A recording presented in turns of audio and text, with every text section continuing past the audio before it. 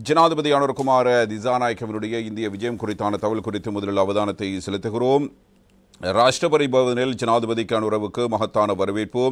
திரௌபதி முர்மு, பிரதமர் மோடி உட்பட பங்கேற்பு. 21 மரியாதை வேட்டுகள் தீர்க்கப்பட்டு கௌரவம் என்பதான தகவலாக இதனை நாம் அவதானிக்கலாம். இந்தியாவுக்கு 3 நாள் அரசுமுறை விஜயம் மேற்கொண்டுள்ள ஜனாதிபதி அனுரகுமார் திசாநாயக்கவை வரவேற்கும் உத்தியோகபூர்வ நிகழ்வு நேற்று முற்பகல் இந்திய ஜனாதிபதியின் உத்தியோகபூர்வ இல்லமான ராஷ்டிரபதி பவனில் இவ்வாறு நடைபெற்றிருக்கிறது. குதிரைப்படை அணிவகுப்புடன் ராஷ்டிரபதி பவனுக்கு அழைத்து வரப்பட்ட ஜனாதிபதி அனுரகுமார் திசாநாயக்கவுக்கு இந்திய ஜனாதிபதி திரௌபதி முர்மு மற்றும் பிரதமர் நரேந்திர மோடி ஆகியோர் வரவேற்பு அளித்திருக்கிறார்கள் என்பதான தகவலாக இந்த தகவல் இவ்வாறு வெளிப்படுத்தப்பட்டிருக்கிறது.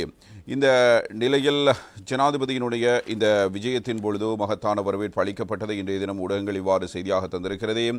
பூரண அரச மரியாதையுடன் 21 மரியாதை வேட்டுகள் தீர்க்கப்பட்டு ஜனாதிபதி அனுரகுமார் திசாநாயக்க வரவேற்கப்பட்டிருந்தார். அதனைத் தொடர்ந்து இந்திய ராணுவத்தின் அணிவகுப்பு மரியாதை வழங்கி ஜனாதிபதிக்கு வரவேற்பு அளிக்கப்பட்டது. அதன்பின் இருதரப்பு பிரதிநிதிகளும் இரு நாட்டு தலைவர்களுக்கு அறிமுகம் செய்யப்பட்டார்கள்.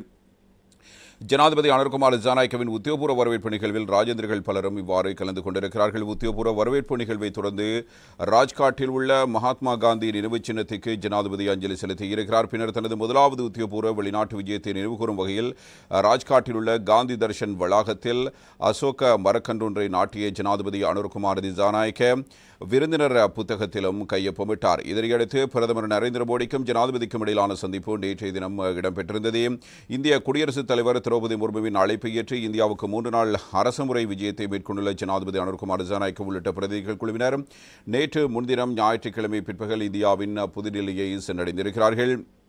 இதன்போது ஜனாதிபதி அனுரகுமார் திசாநாயக்க உள்ளிட்ட குழுவினருக்கு புதுடில்லி விமான நிலையத்தில் அமோக வரவேற்பு அளிக்கப்பட்டது. புதுடில்லி விமான நிலையத்தில் ஜனாதிபதி தலைமையிலான குழுவினரை இந்தியாவின் ராஜாங்க அமைச்சர் எல் முருகன் தலைமையிலான குழுவினர் வரவேற்றிருந்தார்கள். அவருடன் இந்திய உயரஸ்தானிகர் சந்தோஷ் ஜா, இந்து சமுத்திர வலயத்தின் மேலதிக செயலாளர் புதின் அகர்வால், இந்திய உபசரணை பிரதானி அன்சுமன் கவுர் உள்ளிட்ட ராஜேந்திரிகளும் ஜனாதிபதியை வரவேற்றிருக்கிறார்கள்.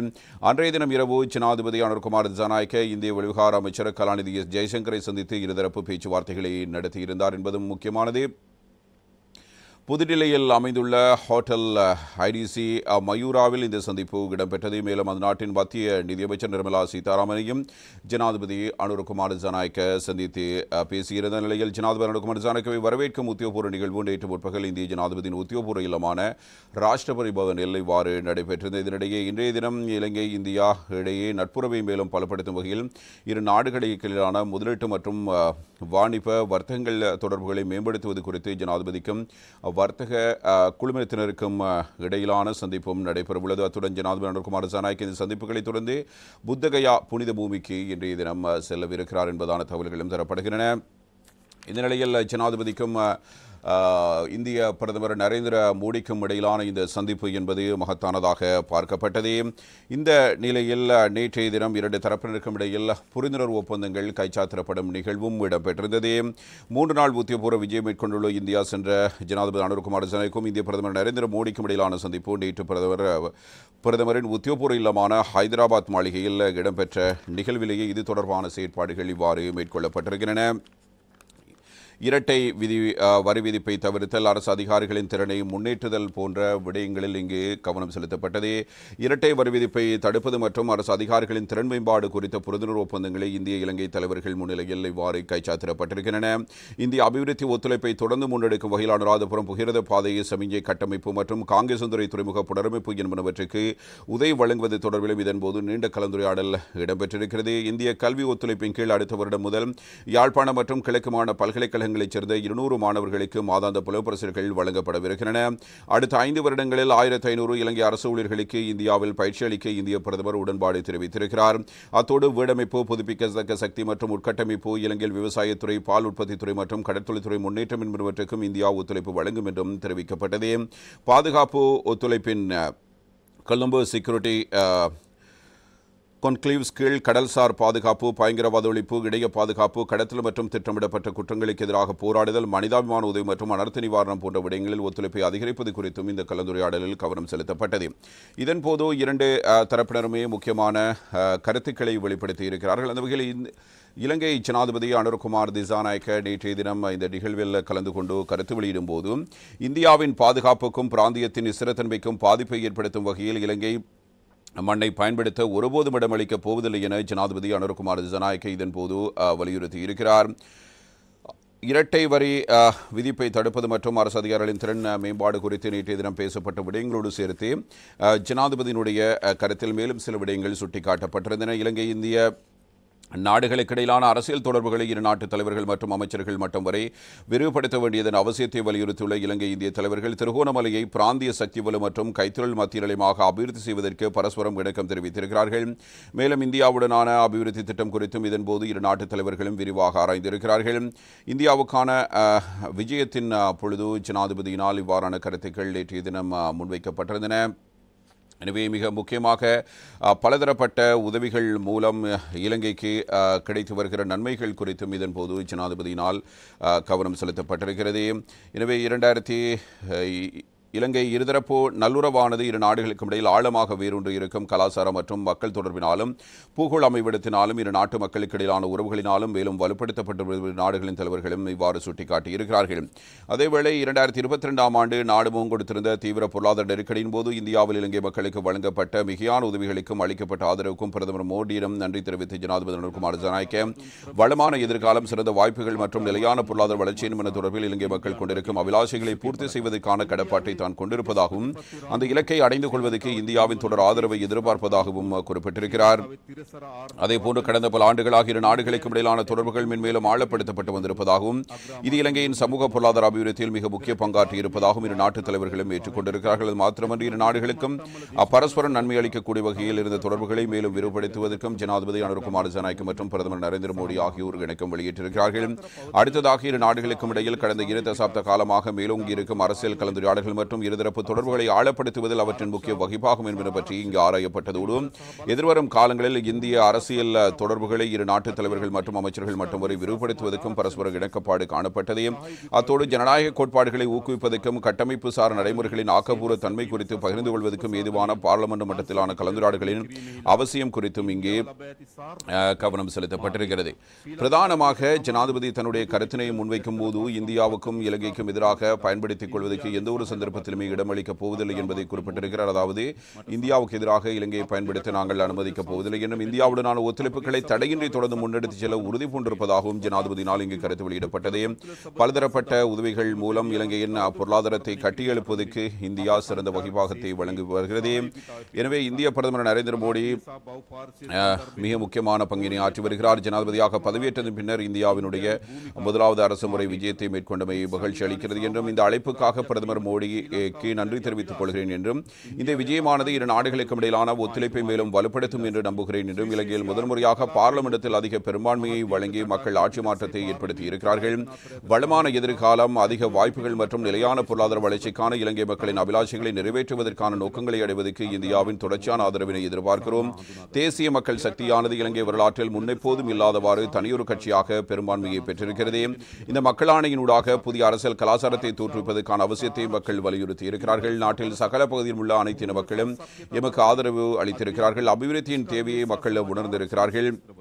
பிரதமர் மோடியுடனான கலந்துரையாடல் இரு நாடுகளுக்கும் இடையிலான ஒத்துழைப்புகளை வலுப்படுத்துவது குறித்து அவதானம் செலுத்தப்பட்டது. 2022இல் முன்னெப்போதும் இல்லாத வகையில் ஏற்பட்ட பொருளாதார நெருக்கடியின் போதும் அதற்கு பின்னரும் இலங்கை மக்களுக்கு இந்தியா வழங்கிய அசைக்க முடியாத ஆதரவுக்கு நன்றி கூறுகிறேன். எனவே அனைத்து இன மக்களும் எமக்கு ஆதரவு அளித்திருக்கிறார்கள் என்பதாக ஜனாதிபதி இங்கு குறிப்பிட்டிருக்கிறார். இதே நேரம் பிரதமர் மோடியுடனான கலந்துரையாடலில் இரு நாடுகளுக்கும் இடையிலான ஒத்துழைப்புகளை வலுப்படுத்துவது குறித்து நாங்கள் அவதானம் செலுத்தி இருக்கிறோம். 2022இல் முன்னெப்போதும் இல்லாத வகையில் ஏற்பட்ட பொருளாதார நெருக்கடியின் போதும் அதற்கு பின்னரும் இலங்கை மக்களுக்கு இந்தியா வழங்கிய அசைக்க முடியாத ஆதரவுக்கு நன்றி கூறுகிறேன். இலங்கையின் கடன் மறுசீரமைப்பு செயற்பாட்டில் இந்தியாவின் முக்கிய உதவி, உத்தியோகபூர்வ கடன் வழங்குநர்கள் குழுவில் இணை தலைமைத்துவம் உட்பட கடன் மறுசீரமைப்பு வாதங்களை சரியான நேரத்தில் முடிப்பதில் முக்கிய பங்கு வகிக்கிறது. பலதரப்பட்ட உதவிகள் மூலம் இலங்கையின் பொருளாதாரத்தை சிறப்படுத்துவதற்கு இந்தியா வழங்கிய ஆதரவுக்காக பிரதமர் மோடிக்கு நன்றி தெரிவிக்கிறோம். அபிவிருத்தி மற்றும் முதலீட்டு வாய்ப்புகள் குறித்தும் நாம் கலந்துரையாடி இருக்கிறோம். வர்த்தகம், வலுசக்தி, திறன் மேம்பாடு, கல்வி, விவசாயம் மற்றும் சமூக பாதுகாப்பில் ஒத்துழைப்பு குறிப்பும் எமது அவதானம் செலுத்தப்பட்டிருக்கிறது. நிர்வாகத்தை மேம்படுத்துவதற்கும் சேவை வளங்களை மாற்றுவதற்கும் வெளிப்படைத்தன்மையை ஏற்படுத்துவதற்கும் சமூக நலனில் பங்களிப்பதற்கும் உதவிய மக்களை மையப்படுத்திய டிஜிட்டல் மயமாக்கலின் இந்தியாவின் வெற்றிகரமான அனுபவத்தை ஏற்றுக்கொண்டு அதே போன்ற அமைப்புகளை இலங்கையில் நிறுவுவதற்கான வாய்ப்புகளை ஆராய்வதில் ஆர்வமாக இருக்கிறோம். ஐக்கிய நாடுகள் சபையிலும் இந்தியாவின் முழுமையான ஒத்துழைப்பினை எதிர்பார்க்கிறோம். இழுவை படகு மீன்பிடி முறைமையை நிறைவுக்கு கொண்டு வருவதன் மூலம் மீனவர் பிரச்சினைக்கு தீர்வு காணப்பட வேண்டும். இதற்கான துரித நடவடிக்கைகளை முன்னெடுக்குமாறு பிரதமர் மோடியிடம் கோரிக்கை விடுக்கிறோம். மேலும் இன்றைய தினம் இருதரப்புக்கும் முக்கியத்துவம் வாய்ந்த ஒப்பந்தங்களும் கையெழுத்திடப்பட்டன. பிரதமர் மோடியை இலங்கைக்கு விஜயம் மேற்கொள்ளுமாறு அழைப்பு விடுக்கிறேன். இந்தியாவுக்கு எதிராக இலங்கையை பயன்படுத்திக் கொள்வதற்கு எந்த ஒரு சந்தர்ப்பத்திலும் இடமளிக்கப் போவதில்லை என உறுதியளிக்கிறேன். இந்தியாவுடனான ஒத்துழைப்புகளை தடையின்றி தொடர்ந்து முன்னெடுத்துச் செல்ல உறுதி பூண்டிருக்கிறேன் என்பதாக ஜனாதிபதி அனுர்குமார் திசாநாயக்க இங்கு குறிப்பிட்டிருக்கிறார். இதே நேரத்தில் இந்திய பிரதமர் நரேந்திர மோடியினுடைய கருத்து குறித்து நாங்கள் அவதானத்தை செலுத்தும் போது தமிழ் மக்களின் அபிலாஷைகளை இலங்கை அரசாங்கம் முழுமையாக நிறைவேற்றும் என நம்புகிறேன். அதேவேளை அரசியலமைப்பு முழுமையாக அமல்படுத்தி மாநிலசபை தேர்தலை நடத்துவதன் மூலம் அர்ப்பணிப்பை இலங்கை அரசாங்கம் காண்பிக்க வேண்டும் என்ற வேண்டுகோள் இவ்வாறு இந்திய பிரதமரினால் விடுக்கப்பட்டிருக்கிறது. இலங்கை தேசத்தை கட்டியெழுப்பதற்கான ஜனாதிபதி அனுர்குமார் திசாநாயக்கவின் முயற்சியில் இந்தியா நம்பகமான பங்காளியாக நிற்கும் என்றும் அவர் உறுதியளித்திருக்கிறார். இந்நிலையில் இந்தியாவுக்கு விஜயம் செய்துள்ள ஜனாதிபதி அனுர்குமார் திசாநாயக்கவை அன்புடன் வரவேற்கிறேன் என்பதாக இந்திய பிரதமர் கூறியிருந்ததோடு ஜனாதிபதியாக நீங்கள் முதல் வெளிநாட்டு பயணத்துக்கு இந்தியாவை தேர்ந்தெடுத்ததில் மகிழ்ச்சி அடைகிறேன். ஜனாதிபதி அனுர்குமார் திசாநாயக்கவின் விஜயம் என்பது எமது உறவில் புதுப்பிக்கப்பட்ட சுறுசுறுப்பையும் ஆற்றலையும் தோற்றுவித்திருக்கிறது என்பதாக அவர் இவ்வாறு கூறியிருக்கிறார். எமது பொருளாதார கூட்டாண்மை என்பது மிக முக்கியமானது. எனவே முதலீடு சார்ந்த வளர்ச்சி மற்றும் இணைப்புக்கு நாங்கள் முக்கியத்துவம் அளித்திருக்கிறோம். டிஜிட்டல் மற்றும் வலுசக்தி இணைப்பு என்பவை எமது கூட்டாண்மையின் முக்கிய தூண்களாக இருக்க வேண்டும் என நாம் தீர்மானித்திருக்கிறோம். இரு நாடுகளுக்கும் இடையே மின்சார இணைப்பு மற்றும் எரிபொருள் பரிமாற்ற குழாய்களை நிறுவுவதில் நாம் இணைந்து பணியாற்றுவோம். சாம்பூர் சூரிய மின்சக்தி திட்டம் விரைவுபடுத்தப்படும். அத்தோடு இலங்கையின் மின் உற்பத்தி நிலையங்களுக்கு திரவமாக்கப்பட்ட இயற்கை எரிவாயுவும் வழங்கப்படும். இருதரப்பு வர்த்தகத்தை மேம்படுத்தும் வகையில் பொருளாதார மற்றும் தொழில்நுட்ப ஒத்துழைப்பு ஒப்பந்தத்தை விரைவில் நிறைவேற்ற இருதரப்பு முயற்சிக்கும்.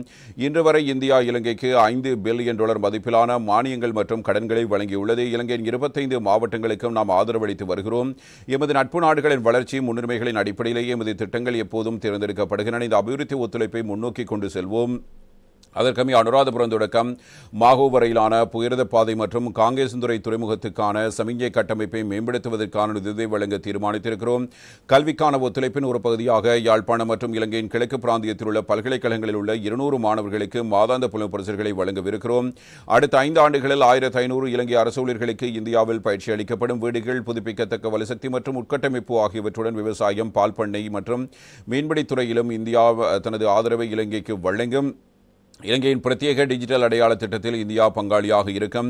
எமது பாதுகாப்பு நலன்கள் ஒன்றோடொன்று இணைக்கப்பட்டிருக்கின்றன என்பதில் ஜனாதிபதி அனுர்குமார் திசாநாயக்கவும் நானும் முழு உடன்பாடு கொண்டிருக்கிறோம். பாதுகாப்பு ஒத்துழைப்பு ஒப்பந்தத்தை விரைவாக முடிக்க முடிவு செய்திருக்கிறோம். கொழும்பு பாதுகாப்பு மாநாடு பிராந்திய அமைதி, பாதுகாப்பு மற்றும் அபிவிருத்திக்கான ஒரு முக்கியமான தளம் என்று நாம் நம்புகிறோம். அதற்கமைய கடல்சார் பாதுகாப்பு, பயங்கரவாத எதிர்ப்பு, இணைய பாதுகாப்பு, கடத்தல் மற்றும் ஒழுங்கமைக்கப்பட்ட குற்றங்களை எதிர்த்து போராடுதல், மனிதாபிமான உதவி மற்றும் பேரிடர் நிவாரணம் ஆகியவற்றிலும் முழுமையான ஆதரவு வழங்கப்படும். இந்தியாவுக்கும் இலங்கைக்கும் இடையில் மக்கள் தொடர்புகள் எமது நாகரிகங்களில் வேரூன்றியவை. பாலி மொழியை செம்மொழியாக இந்தியா அறிவித்த போது இலங்கையும் இந்த கொண்டாட்டத்தில் எங்களுடன் இணைந்ததே. படகு சேவையும் சென்னை யாழ்ப்பாண விமான தொடர்பும் சுற்றுலாத்துறையை மேம்படுத்துவது மட்டுமல்லாமல் கலாச்சார உறவுகளையும் வலுப்படுத்தி இருக்கின்றன.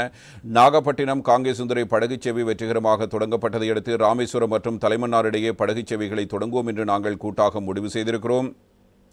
மீனவர்களின் வாழ்வாதாரம் தொடர்பான பிரச்சனைகள் குறித்தும் விரிவாக பேசினோம். இந்த விவகாரத்தில் மனிதாபிமான அணுகுமுறையை கடைபிடிக்க வேண்டும் என்று நாங்கள் இருவரும் ஒப்புக்கொண்டிருக்கிறோம். இலங்கையில் புனரமைப்பு மற்றும் நல்லிணக்கம் குறித்தும் கலந்துரையாடினோம். ஜனாதிபதி அனுர்குமார் திசாநாயக்க அனைத்து இன மக்களையும் உள்ளடக்கிய கண்ணோட்டத்தை எனக்கு விளக்கினார். தமிழ் மக்களின் அபிலாஷைகளை முழுமையாக இலங்கை அரசாங்கம் நிறைவேற்றும் என நம்புகிறோம். இலங்கையின் அரசியலமைப்பு முழுமையாக அமுல்படுத்தப்படுவதற்கும் மாநிலசபை தேர்தலை நடத்துவதற்கும் அவர்கள் வழங்கிய உறுதிமொழியை நிறைவேற்ற வேண்டும். இலங்கை தேசத்தை கட்டியெழுப்பதற்கான ஜனாதிபதியின் முயற்சிகளில் இந்தியா நம்பகமான பங்காளியாக நிற்கும் என்று நான் அவரிடம் உறுதியளித்திருக்கிறேன் என்பதாக இவ்வாறு இந்திய பிரதமர் மோடியும் கருத்துக்களை வெளிப்படுத்தியிருப்பது நாங்கள் அவதானிக்கத்தக்கது. எனவே 2 நாடுகளுக்கும் இடையிலான உறவுகளை வலுப்படுத்துவதோடு இது தொடர்பான செயற்பாடுகளை முன்னெடுக்க 2 நாடுகளின் தலைவர்களும் இவ்வாறு இணக்கம் கண்டிருக்கிறார்கள்.